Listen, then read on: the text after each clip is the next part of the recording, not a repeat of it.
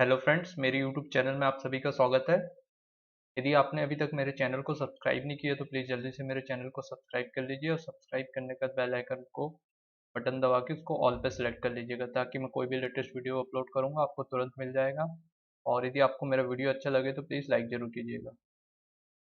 आप मुझे अनअकैडमी में भी फॉलो कर सकते हैं, मैं वहाँ पे फ्री लाइव क्लासेस लेता हूँ। आप ये जो लिंक है unacademy.com@tilak पे जाके वहाँ पे मुझे फॉलो कर लीजिएगा, तो जो मेरी आप फ्री लाइव क्लासेस है वो एक्सेस कर पाएंगे। मैं अभी वहाँ इंजीनियरिंग मैथमेटिक्स कवर कर रहा हूँ, एज वेल एज मैं वहाँ पे रीजनिंग एप्टीट्यूड भी कवर करूँगा और भी जो नॉन टेक्निकल और टेक्निकल के जो पोर्शंस होंगे ईसी और स्पेशली इलेक्ट्रिकल ब्रांच का मैं वहाँ पे पढ़ाऊँगा। यदि आप सब्सक्रिप्शन कोर्स ज्वाइन करेंगे वहाँ पे अनअकैडमी पे तो ये मेरा रेफरल कोड है, यदि आप यूज़ करेंगे तो 10% आपको ऑफ मिल जाएगा। अब आइए गेट के बारे में स्टार्ट करते हैं, गेट 2019 के बारे में। वन बाय वन सारे मैं ब्रीफली डिस्क्राइब कर देता हूँ। बहुत सारे बच्चों के मेरे पास कमेंट्स आए थे कि भैया आप थोड़ा सा ब्रीफली डिस्क्राइब कीजिए गेट के बारे में। तो ये देखिए, गेट का स्कोर कार्ड का बेसिकली यूज़ क्या होता है। ये हमें पीएसयूज में डायरेक्ट जॉब के लिए काम में आता है, जैसे ओएनजीसी हमारी जो कंपनी हुई, एनटीपीसी हुई, पीजीसीआईएल हुआ है। इनकी जो डायरेक्ट रिक्रूटमेंट जो प्रोसेस होती है वो गेट के स्कोर कार्ड के थ्रू होती है। तो बहुत सारी कंपनियां हैं जो गेट के स्कोर कार्ड के थ्रू अपनी रिक्रूटमेंट प्रोसेस करती है। और जो पीएसयूज होते हैं, पीएसयूज की जो सैलरी रेंज होती है वो भी काफ़ी अच्छी होती है, 70,000 से लेके 1.5 लाख रुपए तक पर मंथ इनकी सैलरी रहती है। तो ये एक और बेनिफिट है यदि आप गेट में अच्छी रैंक ले आते हैं तो। आपको दूसरा फ़ायदा एमटेक में एडमिशन्स भी मिल सकता है, आप एमटेक भी कर सकते हैं। आईआईटीज़ या एनआईटीज़ में अच्छी रैंक आती है तो आपको आईआईटीज़ और अदरवाइज एनआईटीज़ आपको मिल जाता है। आप पीएचडी भी कर सकते हैं गेट के स्कोर कार्ड के थ्रू। बहुत सारे जो इंस्टीट्यूट होते हैं वो पीएचडी भी कराते हैं गेट के स्कोर कार्ड के थ्रू। वैलिडिटी जो होती है वो 3 साल की होती है गेट के स्कोर कार्ड की। यदि जिस दिन से रिजल्ट आता है उस दिन से ये काउंट किया जाता है ना। सपोज कीजिए 23 मार्च को हमारा यदि रिजल्ट आएगा तो उस दिन से जो 3 साल होंगे 23 मार्च 2020 से सपोज कीजिए, तो इसमें +3 ईयर ऐड कर लीजिएगा तो आप 2023 तक, ये 23 मार्च 2023 तक इसका आपका स्कोर कार्ड वैलिड रहेगा। नोटिफिकेशंस आ चुका है ऑलरेडी 2 दिन पहले। और जो डेट्स होंगे एग्जाम्स की वो 5 फरवरी से लेके 14 फरवरी के बीच में होंगे। इस बार एक और ये चेंज किए हैं, इस बार जो एग्जाम्स होंगे फ्राइडे के दिन भी होंगे। फ्राइडे, सैटरडे और संडे 3 दिन एग्जाम होंगे, पहले सैटरडे और संडे होते थे। तो ये एक और चेंजेस है। रिजल्ट जो आएगा 22 या 23 मार्च के आसपास आएगा। ये चीज़ें, कुछ चीज़ें तो आपको ऑलरेडी पता है, जैसे 2 सब्जेक्ट नए ऐड किए हैं गेट 2021 में, ईएस इन्वायरमेंटल साइंस और XH humanities and social science. Total अब 27 पेपर हो गए हैं। और जो सिलेबस हुआ है सभी का रिवाइज्ड हुआ है, मतलब सभी ब्रांच का सिलेबस जो है चेंज हुआ है। इस बात का आप ध्यान रखेंगे, स्पेशली जो जनरल एप्टीट्यूड वाला पोर्शन है उसमें इंग्लिश वगैरह काफ़ी चेंज हुई है और एप्टीट्यूड वगैरह भी कुछ चीज़ें और ऐड करी गई हैं। तो थोड़ा सा सिलेबस को थोड़ा बड़ा किया गया है बेसिकली। और जो एग्जाम्स के क्वेश्चंस होंगे उसमें भी बदलाव हुआ है।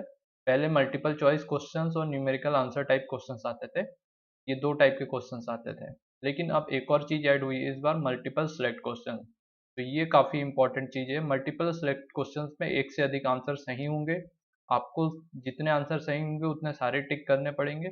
अदरवाइज आप यदि टिक नहीं करेंगे, आप दो में से यदि एक ही आंसर टिक करेंगे तो आपका वो आंसर गलत माना जाएगा और आपको उसका नंबर नहीं मिलेगा। एक प्लस पॉइंट इनके साथ ये है मल्टीपल सेलेक्ट क्वेश्चंस के साथ कि आपको इसमें नेगेटिव मार्किंग नहीं है, नो नेगेटिव मार्किंग। और जो न्यूमेरिकल आंसर टाइप क्वेश्चंस होते हैं इसमें भी नेगेटिव मार्किंग नहीं होती है, तो इसमें भी आपको नेगेटिव मार्किंग नहीं मिलेगी, नो नेगेटिव मार्किंग इसमें भी रहेगी। सिर्फ आपकी नेगेटिव मार्किंग होगी मल्टीपल चॉइस क्वेश्चन, इसमें से 4 ऑप्शंस होंगे और एक करेक्ट होगा। आप इस बार एक और चीज़ अच्छी ये हुई है कि आप एक की जगह 2 पेपर से भी फॉर्म भर सकते हैं। मैं आपको पूरी लिस्ट बताऊंगा कौन कौन से सब्जेक्ट वाले कौन कौन से सब्जेक्ट से फॉर्म भर सकते हैं। और जो कैलकुलेटर अलाउड है, इसमें कैलकुलेटर, वर्चुअल कैलकुलेटर अलाउड है। ठीक है, मल्टीपल चॉइस क्वेश्चंस की बात करेंगे हम लोग। तो यदि 1 नंबर का क्वेश्चन है तो 1/3 नेगेटिव मार्किंग होगी, यदि 2 मार्क्स का क्वेश्चन है तो 2/3 नेगेटिव मार्किंग होगी। इस बात का आप ध्यान रखेंगे। एलिजिबिलिटी क्राइटेरिया में भी रिलैक्सेशंस किए, आप लोगों को पता है। थर्ड ईयर वाले बच्चे भी इस बार फॉर्म भर सकते हैं, जो भी थर्ड ईयर में इस बार पढ़ रहा है वो भी फॉर्म भर सकते हैं, और फोर्थ ईयर वाले बच्चे भी भर सकते हैं, और जिनकी डिग्री कंप्लीट हो चुकी है ऑलरेडी वो भी फॉर्म भर सकते हैं। एज लिमिट जो है वो गेट के लिए कोई एज लिमिट नहीं है, किसी भी एज का व्यक्ति जो है फॉर्म भर सकता है। गेट का स्कोर कार्ड 3 साल का रहेगा, और कोविड की सिचुएशंस के हिसाब से जो शेड्यूल है गेट के एग्जामिनेशंस का वो चेंज भी हो सकता है। फिर जो आपको मैं बता चुका हूँ, मास्टर डिग्री के लिए गेट का स्कोर कार्ड यूज में आता है, पीएसयूज के लिए और डॉक्टरेट प्रोग्राम के लिए। जो पीएसयूज बेसिकली जो कुछ लिस्टेड बॉम्बे आईआईटी बॉम्बे ने जो लिस्ट दी है उसमें कुछ जो पीएसयूज है उन्होंने बताए हैं कि ये बीएचईएल हुआ, गेल हुआ, ये कंसिस्टेंसी हाल हुआ, HAL Hindustan aeronautics limited, IOCL हुआ, एनटीपीसी हुआ, ओएनजीसी हुआ, और ये पावर ग्रिड हुआ, ये सेपरेट क्या करते हैं, ये गेट के थ्रू अपनी रिक्रूटमेंट प्रोसेस करते हैं, और इनके लिए एक सेपरेट फॉर्म निकलता है, आपको वो भरना पड़ेगा अलग से। तो यदि आपकी अच्छी रैंक आती है तो इनसे इंटरव्यू का कॉल आएगा, आपको इंटरव्यू होगा और डायरेक्ट आपकी ज्वाइनिंग हो जाएगी। आपके यदि इंटरव्यू या रैंक अच्छी है गेट में तो उसके बेसिस पे आपको डायरेक्टली जॉब मिल जाएगी। तो ये पीएसयू इसमें हुआ। अब जो गवर्नमेंट डिपार्टमेंट है सेंट्रल गवर्नमेंट के, वो भी गेट के स्कोर कार्ड के थ्रू रिक्रूटमेंट करते हैं ग्रुप ए लेवल की पोस्ट में, डायरेक्ट यहाँ से ग्रुप ए में जा सकते हो आप। जैसे सीनियर फील्ड ऑफिसर्स की पोस्ट निकलती है टेलीकम्युनिकेशन डिपार्टमेंट में, senior research officer crypto department में, और सीनियर रिसर्च ऑफिसर जो है सिग्नल एंड टेलीकम्युनिकेशन डिपार्टमेंट में। कैबिनेट सेक्रेटरी लेवल की जो पोस्ट आती है गवर्नमेंट ऑफ इंडिया की, इसका अलग से जो है नोटिफिकेशन आता है, या तो न्यूज़पेपर में, एम्प्लॉयमेंट न्यूज़ में, रोजगार में, इन किसी में भी जो गवर्नमेंट डिपार्टमेंट वैकेंसी निकालते हैं उसके थ्रू आपको पता चल जाएगा। और आप मेरे चैनल को सब्सक्राइब कर लीजिएगा तो मैं आपको अपडेट देते रहूँगा। फिर आते हैं हम लोग कौन कौन से जो चॉइस है वो कर सकते हैं। जैसे फर्स्ट चॉइस आप ये रखेंगे तो सेकंड चॉइस जो है इनमें से कोई एक रखेंगे, मतलब जो एरो के इधर वाले जो है जितने भी सब्जेक्ट है वो आपकी सेकंड चॉइस में से होंगे। केवल आप दो ही सब्जेक्ट चूज कर सकते हैं, एक और दूसरा कोई भी दूसरा, ठीक है। तो जैसे एरोस्पेस इंजीनियरिंग वाले फर्स्ट यदि एरोस्पेस इंजीनियरिंग चूज करते हैं तो सेकंड वो इंजीनियरिंग साइंस से फॉर्म भर सकते हैं। एग्रीकल्चर इंजीनियरिंग वाले सेकंड जो सब्जेक्ट चूज कर सकते हैं वो environmental science. Architecture and planning वाले सेकंड सब्जेक्ट सिविल को चूज कर सकते हैं। बायोमेडिकल इंजीनियरिंग वाले सेकंड सब्जेक्ट या तो बायोटेक्नोलॉजी ले सकते हैं या लाइफ साइंस ले सकते हैं, दो में से एक। बायोटेक्नोलॉजी वाले की बात करें तो बायोटेक्नोलॉजी वाले बायोमेडिकल इंजीनियरिंग या लाइफ साइंस में से कोई एक सब्जेक्ट ले सकते हैं। सिविल इंजीनियरिंग वाले की बात करें तो सिविल इंजीनियरिंग वाले दो सब्जेक्ट में से कोई एक सब्जेक्ट सेकंड सब्जेक्ट को चूज कर सकते हैं, जैसे आर्किटेक्चर और प्लानिंग या फिर इन्वायरमेंटल साइंस। तो ये हुआ हमारा सिविल वालों के लिए। केमिकल इंजीनियरिंग आपकी ब्रांच है या फर्स्ट पेपर आप केमिकल इंजीनियरिंग से भर रहे हैं तो सेकंड पेपर या तो आइदर केमिस्ट्री, पेट्रोलियम या इंजीनियरिंग साइंस, वो आपकी चॉइस रहेगी आप किससे भरना चाहते हैं। तीन में से आपके पास तीन ऑप्शंस रहेंगे। कंप्यूटर साइंस वाले मैथमेटिक्स से भी फॉर्म भर सकते हैं सेकंड पेपर। केमिस्ट्री वाले जो है केमिस्ट्री वाले केमिकल और लाइफ साइंस की सेकंड पेपर दो में से एक कोई चूज कर सकते हैं।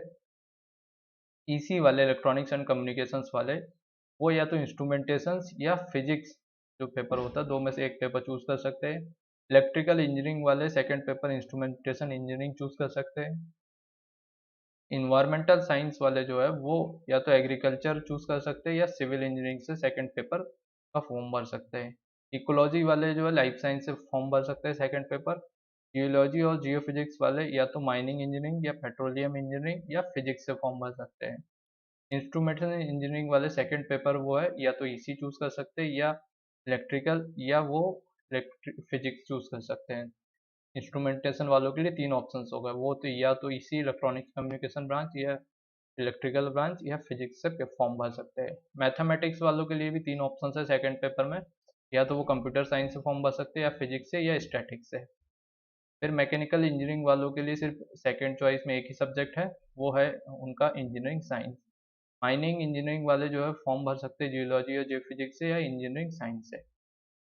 मेट्रोलॉजिकल इंजीनियरिंग वाले जो सेकंड पेपर है वो भर सकते हैं या तो फिजिक्स से या इंजीनियरिंग साइंस से। पेट्रोलियम इंजीनियरिंग वाले जो फॉर्म भर सकते हैं या तो केमिकल इंजीनियरिंग से फॉर्म भर सकते हैं सेकंड पेपर, या जियोलॉजी से या इंजीनियरिंग साइंस से सेकंड पेपर भर सकते हैं। फर्स्ट पेपर आपका ये वाला रहेगा, है ना, इस तरफ वाले आपके फर्स्ट पेपर रहेंगे। सेकंड पेपर में आपके पास ऑप्शंस रहेंगे, जैसे फिजिक्स वाले फर्स्ट पेपर यदि फिजिक्स भरते हैं तो सेकंड पेपर में वो या तो ईसी भर सकते हैं इलेक्ट्रॉनिक्स एंड कम्युनिकेशन, या जियोलॉजी या जियोफिजिक्स या इंस्ट्रूमेंटेशंस या फिर मैथमेटिक्स या फिर मेटलर्जिकल इंजीनियरिंग या स्टैटिक्स। इनमें से कोई एक सब्जेक्ट सेकंड सब्जेक्ट में चूज कर सकते हैं। प्रोडक्शन एंड इंजीनियरिंग वालों के लिए सेकंड सब्जेक्ट इंजीनियरिंग साइंस है। स्टैटिक्स वाले सेकंड सब्जेक्ट या तो मैथमेटिक्स चूज कर सकते हैं या physics. Textile engineer and fibre वाले जो है second subject engineering science choose कर सकते हैं। और इंजीनियरिंग साइंस वालों के लिए बहुत ऑप्शंस है। देखिए, या तो वो second subject aerospace engineering, chemical engineering, या फिर वो mechanical engineering, mining engineering, metrological engineering, petroleum engineering, या प्रोडक्शन एंड इंडस्ट्रियल इंजीनियरिंग, या टेक्सटाइल इंजीनियरिंग, है ना। इनमें से कोई भी सेकंड पेपर आप चूज कर सकते हैं अपनी मनपसंद। ह्यूमनिटीज वाले सिर्फ एक ही सब्जेक्ट से फॉर्म भर सकते हैं, सेकंड चॉइस उनके लिए अवेलेबल नहीं है। और लाइफ साइंस वालों के लिए सेकंड चॉइस में या तो बायोमेडिकल चूज कर सकते हैं वो, या बायोटेक्नोलॉजी या केमिस्ट्री। तो ये आप इस बात का ध्यान रखेंगे। ये जो होगा गेट का पेपर होगा वो टोटली ऑनलाइन होगा, कंप्यूटर बेस्ड टेस्ट होगा, सीबीटी बोलते हैं जिसे। 3 घंटे का पेपर रहेगा, जिसमें से 27 पेपर टोटल रहेंगे। 27 सब्जेक्ट का पेपर होगा टोटल, मतलब सभी ब्रांच का मिला के। फिर जनरल एप्टीट्यूड इसमें 15 मार्क्स का आएगा, और जो हमारा टेक्निकल पोर्शन है वो हमारा 85 मार्क्स का रहेगा। जनरल एप्टीट्यूड में आपका एप्टीट्यूड प्लस इंग्लिश आ जाएगा, इंग्लिश भी इसमें ऐड है 15 मार्क्स में। जो टाइप्स ऑफ क्वेश्चंस रहेंगे, मल्टीपल चॉइस, मल्टीपल सेलेक्ट, मतलब मल्टीपल सेलेक्ट में एक से अधिक आंसर सही रहेंगे। मल्टीपल चॉइस में सिर्फ एक ही आंसर सही रहेगा। और न्यूमेरिकल आंसर टाइप में आपको फिल इन द ब्लैंक्स मिलेगी जो आपको भरनी रहेगी। फिर बेसिकली जो गेट पूछना चाहता है वो रिकॉल, कंप्रहेंशन, एप्लीकेशन, एनालिसिस और सिंथेसिस, ये 4 पोर्शंस उसका। ये एबिलिटी चेक करने के लिए बेसिकली गेट गेट का टेस्ट होगा। और जो नंबर ऑफ क्वेश्चन रहेंगे, 10 क्वेश्चन जनरल एप्टीट्यूड से, 55 क्वेश्चन हमारे जो है टेक्निकल सब्जेक्ट से रहेंगे। डिस्ट्रीब्यूशन ऑफ मार्क्स जो सभी ब्रांच का, एक्सपेक्ट ये वाली जो ब्रांच है इनको छोड़ के सभी ब्रांच का जो डिस्ट्रीब्यूशन रहेगा वो ऐसा रहेगा। 15 मार्क्स का जनरल एप्टीट्यूड, इसमें इंग्लिश भी इंक्लूडेड है। 13 मार्क्स का मैथ्स के क्वेश्चन आएंगे, 13 नंबर ये फिक्स कर चुके हैं ये लोग। और 72 मार्क्स का आपका टेक्निकल सब्जेक्ट रहेगा, तो टोटली 100 मार्क्स का हो जाएगा। टोटल 65 क्वेश्चन रहेंगे, इस बात का आप ध्यान रखें। फिर जनरल डिस्ट्रीब्यूशन ऑफ मार्क्स, ये जो वाली जो ब्रांच है जिनकी हम बात कर रहे थे, इनका डिस्ट्रीब्यूशन कुछ इस टाइप से है। 15 मार्क्स का जनरल एप्टीट्यूड, और सब्जेक्ट क्वेश्चन जो है वो 85 मार्क्स के रहेंगे उनका, जो भी टेक्निकल सब्जेक्ट होगा, ये जो सारे सब्जेक्ट के लिए। और नेगेटिव मार्किंग स्कीम जो है वो 1 मार्क्स के 2 मार्क्स के क्वेश्चन होंगे। और सिर्फ एमसीक्यू के लिए नेगेटिव मार्किंग होगी। 1 मार्क्स का क्वेश्चन है तो 1/3, 2 नंबर का क्वेश्चन है तो 2/3। ये क्वालिफिकेशन डिटेल्स है, आप ध्यान से देख सकते हैं, ये अच्छे से पढ़ लीजिएगा। एक्सपेक्टेड ईयर ऑफ कंप्लीशन, ये लिस्ट दी गई है। आप अब तक यहाँ जो डेट दी गई, इस ईयर तक आपकी डिग्री कंप्लीट हो जानी चाहिए। अब देखिए यहाँ बी और बी टेक, बी फार्मा एक एजुकेशनल क्वालिफिकेशन है। बी आर्किटेक्चर, बीएससी रिसर्च या BS, B pharma D after 10+2, MBBS या एमएससी, एमए, एमसीए और इक्विवेलेंट। ये आपके अलग से क्वालिफिकेशन डिग्री भी दी गई है। आप डिग्री इन इंजीनियरिंग और टेक्नोलॉजी कोई भी चलेगी आपकी। बैचलर डिग्री इन आर्किटेक्चर का कोर्स चलेगा। बैचलर डिग्री इन साइंस, किसी भी साइंस सब्जेक्ट से आपकी बैचलर डिग्री होनी चाहिए। डिग्री होल्डर ऑफ एमबीबीएस, है ना, जो कि 5वें, 6ठे, 7वें सेमेस्टर में, देखिए थर्ड ईयर वाले अलाउड है, तो आप 5th सेमेस्टर वाले जो भी है वो फॉर्म भर सकते हैं, कोई प्रॉब्लम नहीं। 5th सेमेस्टर से आप लोग जो भी 5th सेमेस्टर में पहुंच गए वो फॉर्म भर सकते हैं। Master degree in any branch of science, arts, mathematics, statics, computer application और इक्विवेलेंट। तो ये हुआ। अब आते हैं यहाँ पे दूसरी जो एजुकेशनल क्वालिफिकेशन है वो integrated M E M tech. Integrated M E M tech double degree course किसी ने किया है, बीएससी, बीए, बीकॉम किया है, या degree in any branch of science जैसे आर्ट, कॉमर्स, 3 ईयर प्रोग्राम, मान लो 3 साल की भी डिग्री रहती है उनकी, तो भी वो लोग भी एलिजिबल है गेट के पेपर देने के लिए। इंटीग्रेटेड एमएससी और इंटीग्रेटेड बीएस एमएस कोर्स, या प्रोफेशनल कोर्स, आप बीई, बीटेक या बी आर्किटेक्चर, आप इनमें से कोई भी प्रोफेशनल कोर्स किए हैं किसी भी मान्यता प्राप्त एमओयू या यूपीएससी या एआईसीटीई अप्रूव्ड यूनिवर्सिटी से, तो आप एलिजिबल रहेंगे। ये मैं आपको ऑलरेडी डिस्कस कर चुका हूँ। आपकी चॉइस ऑफ सब्जेक्ट कौन कौन सी रहेगी। फर्स्ट प्राइमरी चॉइस ये रहेगी तो सेकेंडरी चॉइस ये रहेगी। प्राइमरी चॉइस आपकी ये है तो सेकेंडरी चॉइस इनमें से कोई एक रहेगी। तो इस टाइप से मैं ऑलरेडी डिस्कस कर चुका हूँ ऑलरेडी आपको ब्रीफ में, ठीक है। और ये जो है आपका पैटर्न्स रहेगा, किस टाइप से क्वेश्चंस पूछे जाने हैं, तो आप इसको एक बार देख लीजिएगा। जो आपकी नॉर्मल जो ब्रांच है, जैसे ये ब्रांच कोड दिए हैं, तो आप अपनी जैसे ईसी ब्रांच का जो है वो भी इसमें इंक्लूडेड है। सब्जेक्ट मार्क्स जो होंगे 85, जनरल एप्टीट्यूड 15 मार्क्स, इसमें 85 में 13 मार्क्स की मैथमेटिक्स भी होगी। टोटल 100 मार्क्स का पेपर होगा, 3 घंटे मतलब 180 मिनट का टाइम होगा। जो 10 क्वेश्चन जनरल एप्टीट्यूड के पूछे जाने हैं, उसमें 5 क्वेश्चन 2 मार्क्स के होंगे, 5 क्वेश्चन 1 मार्क्स के होंगे। और जो टेक्निकल के 30 क्वेश्चंस पूछे जाने हैं, तो 55 क्वेश्चंस पूछे जाने हैं। 55 में से 2 मार्क्स के 30 क्वेश्चंस रहेंगे और 25 क्वेश्चंस जो रहेंगे 1 मार्क्स के रहेंगे। तो ये देखिए 85 मार्क्स का टेक्निकल और मैथ्स, मैथ्स इसमें 13 नंबर का रहेगा, और reasoning aptitude plus English 15 marks का रहेगा आपका। फिर ये जो सिलेबस है, सिलेबस में काफ़ी चेंजेस हुए हैं, तो वो आप वीडियो पॉज करके भी देख लीजिएगा। जैसे वर्बल एप्टीट्यूड में पूरा इंग्लिश ग्रामर का पोर्शन है, जैसे आर्टिकल, एडजेक्टिव, प्रपोजिशंस वगैरह, noun, agreement, other parts of species. Basic vocabulary भी इस बार ऐड की गई है, वर्ड, आइटम और फ्रेजेस। रीडिंग एंड कंप्रेंशन, जो रीडिंग और कंप्रेंशन आते हैं ना, कि हमें पढ़ना रहता है और उसमें से आंसर करने रहते हैं, वो वाले भी क्वेश्चन रहेंगे। नैरेटिव सीक्वेंसिंग रहेगी। एप्टीट्यूड में डेटा इंटरप्रिटेशन रहेगा, जैसे ये सब जो है डेटा ग्राफ जो होते हैं, जैसे बार ग्राफ, पाई चार्ट, इनसे क्वेश्चंस आएंगे। 2D और 3D प्लॉट्स, मैप्स, टेबल्स, इनसे क्वेश्चंस आएंगे। न्यूमेरिकल कंप्यूटेशन एंड एस्टिमेशन, जैसे ratio, percentage, power, exponent, logarithmic, permutation, combinations and series. Mensurations और जियोमेट्री, एलिमेंट्री, स्टैटिक्स और प्रोबेबिलिटी से भी क्वेश्चंस आएंगे। एनालिटिकल एप्टीट्यूड में deductions, inductions, analogy, numerical relations and reasoning, reasoning का भी टॉपिक रहेगा।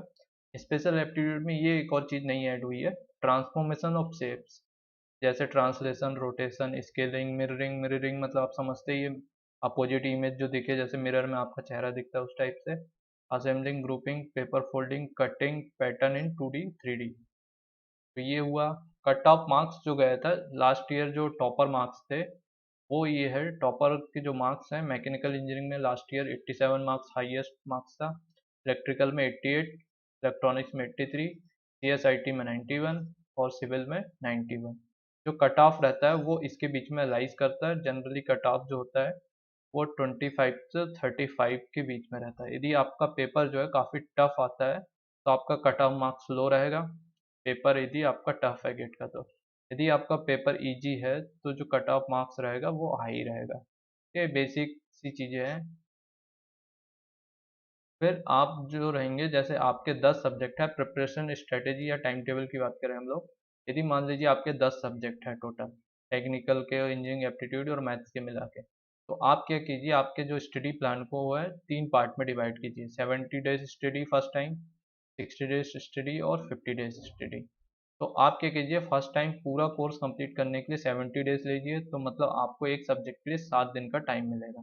फिर सेकंड टाइम आप स्टडी कर रहे हैं, तो उसको 60 दिन में कंप्लीट कीजिए, मतलब एक सब्जेक्ट को पढ़ने के लिए आपके पास पूरा 6 दिन रहेगा। और आप यदि थर्ड जो टाइम टेबल है वो 50 डेज का चूज करते हैं, तो एक सब्जेक्ट कंप्लीट करने के लिए आपका पास 5 डेज रहेगा। ये मतलब जैसे जैसे आप एक बार पढ़ लेंगे तो थोड़ा ज़्यादा टाइम लगेगा, सेकंड टाइम में और कम, और थर्ड टाइम में और कम। तो ऐसे आपका 3 बार रिवीजन हो जाएगा पूरे 6 मंथ में।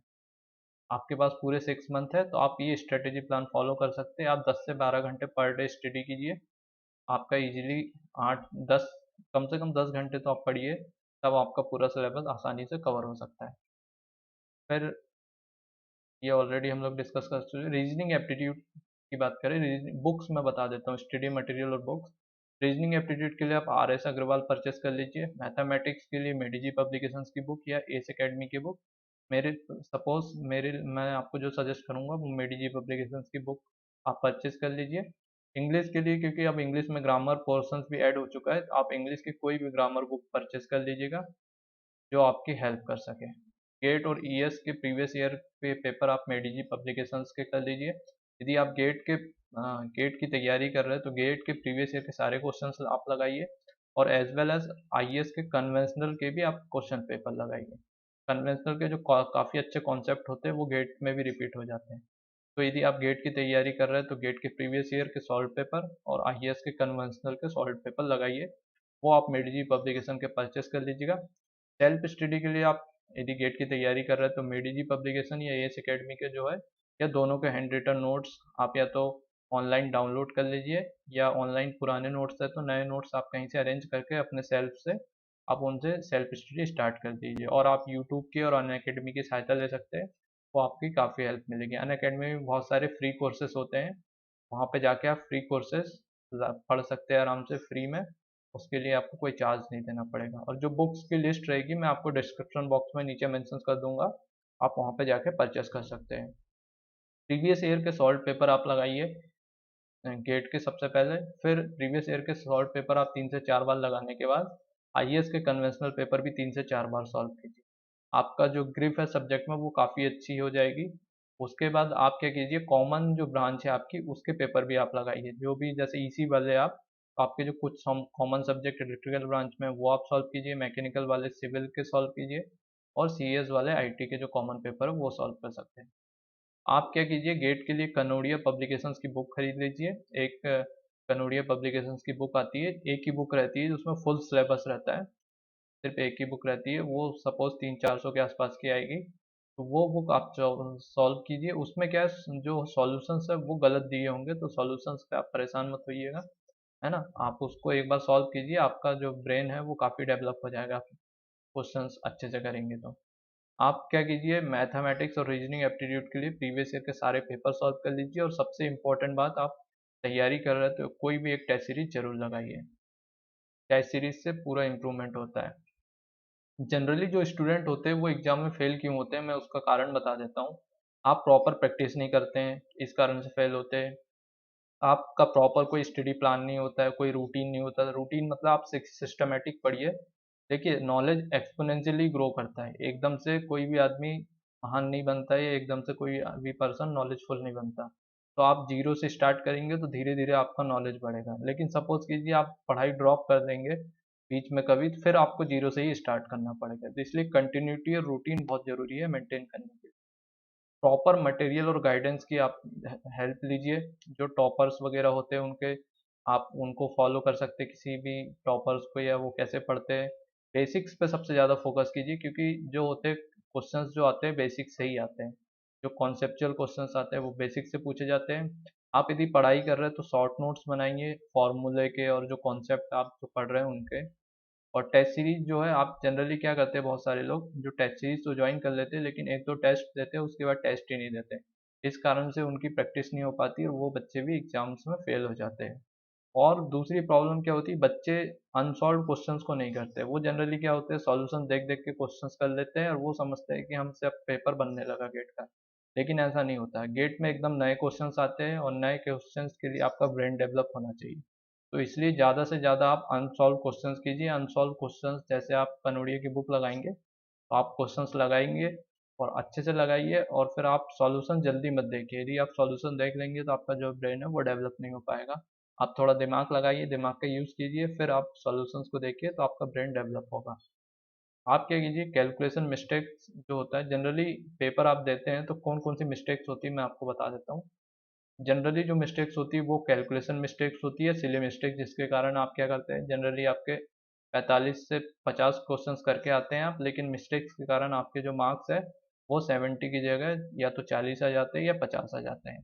जनरली बहुत सारे बच्चों के साथ ऐसा होता है, क्योंकि वो क्या करते हैं, कैलकुलेशन मिस्टेक्स कर देते हैं, और जो है वो क्या है, प्रॉपर स्ट्रेटेजी फॉलो नहीं करते। सबसे पहले क्या है, इजी क्वेश्चन जो आपसे बन रहे हैं वो आप सॉल्व कर लीजिए। उससे क्या होगा, जैसे आप सपोज कीजिए आपसे 40 से 45 मार्क्स की इजी क्वेश्चंस आप इजीली बना रहे हैं, तो ये मार्क्स आपके सेव हो जाएंगे पहले। फिर आप टफ क्वेश्चंस की तरफ जाइए, जो क्वेश्चंस को आप स्टेप बाय स्टेप कीजिए।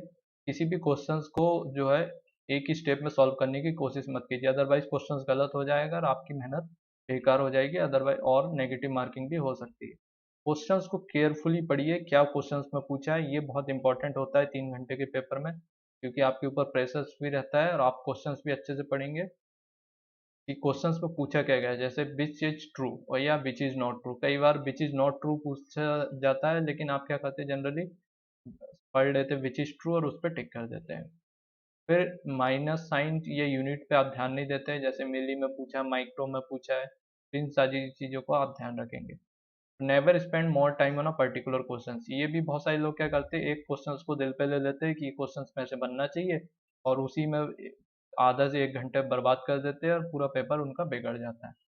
तो आप यदि क्वेश्चंस नहीं बन रहा तो उसको स्किप करके जो बन रहा है क्वेश्चंस वो पहले कर लीजिए। Don't try to solve fast, बहुत ज़्यादा तेज़ी से करने की कोशिश मत कीजिए। कोशिश ये कीजिए कि जो आप क्वेश्चंस कर रहे हैं वो सही हो, इससे आपको मार्क्स मिलेंगे। फिर क्या होता है, कई बार आप लोग क्या करते हैं, आंसर तो सही ले आते हैं लेकिन रॉन्ग आंसर पे टिक कर देते हैं।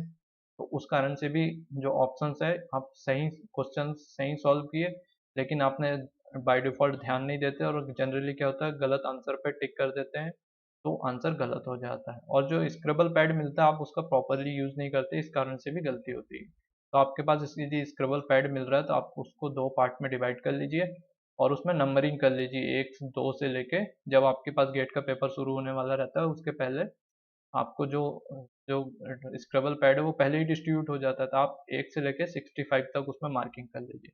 इससे क्या होगा, कोई आपका क्वेश्चन छूटा है, मान लीजिए सपोज आपने उसको आधा सॉल्व कर लिया है और आधा रिमेनिंग रह गया है, और क्योंकि आपके पास टाइम की लिमिटेशंस रहती है तो आप उसको छोड़ के नए क्वेश्चंस में आगे बढ़ जाते हैं।